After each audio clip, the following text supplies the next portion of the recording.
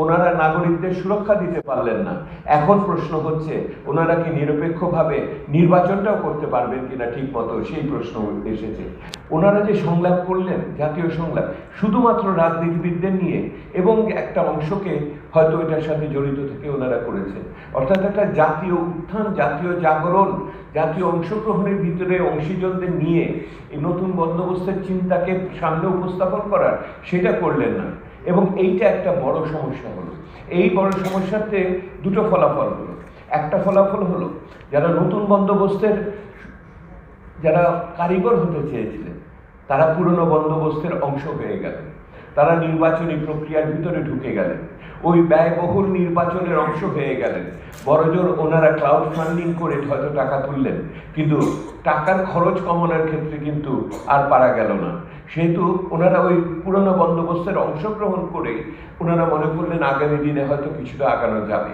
আর কি হলো, এই সুযোগে যে কায়েমি স্বার্থগুলো ছিল, যারা পুরনো বন্দোবস্তের ধারক বাহক ছিল, তারা কিন্তু আবার উত্থান হলো। ওই যে বলছেন ব্যবসায়ীরা পালিয়ে গেল, রাজনীতিবিদরা আত্মগোপন করলো, আর আমলারা ফিরে আসলো। কারণ এই পুরনো বন্দোবস্তের সবচেয়ে বড় রক্ষক হলো ওই আমলাতন্ত্র। ওই আমলাতন্ত্র তখন আবার ফিরে আসলো। আর শেষ কথা আমার হলো, এই আমলাতন্ত্রকে ফিরে আসার সবচেয়ে বড় সুযোগ করে দিল বর্তমান অন্তর্বর্তীকালীন সরকার।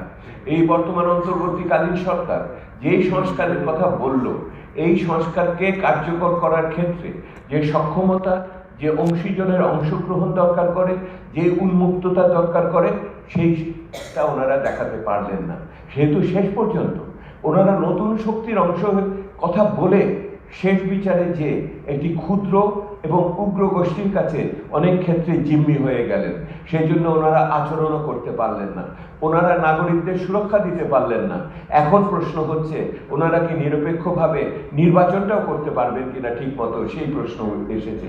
সেহেতু এই নতুন বন্দোবস্ত করার ক্ষেত্রে আমাদের যেই সমস্ত অভিজ্ঞতা হলো, এগুলোকে আগামী দিনে কাজে লাগাতে হবে। উপরি কাঠামোর পরিবর্তন করে শুধু নতুন বন্দোবস্ত করা যায় না। যেই শক্তি এটার পক্ষের শক্তি, তাকে সংগঠিত করতে হয়।